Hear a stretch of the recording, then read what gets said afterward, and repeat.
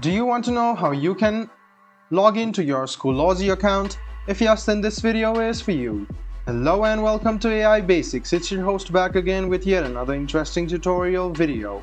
In this video, I'm going to teach you how you can log into your Schoology account. So go ahead and search for Schoology login on any of your browser and click on Schoology, which is over here. Then what you need to do is write down your email address or username in the first box. Then write down your password associated with your Schoology account on the second box. Check your password once and then click login. This way you can successfully log into your Schoology account. If in case you want to scan the QR code and log in, you can click on it and click allow and scan the code on your mobile phone and then log into your Schoology account as well. If in case you have forgotten your password, this is the link for you to recover your password.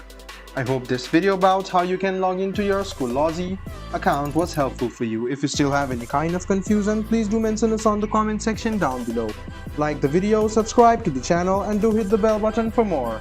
Hope to see you in the next video as well. Until then, goodbye, take care and make sure you enjoy.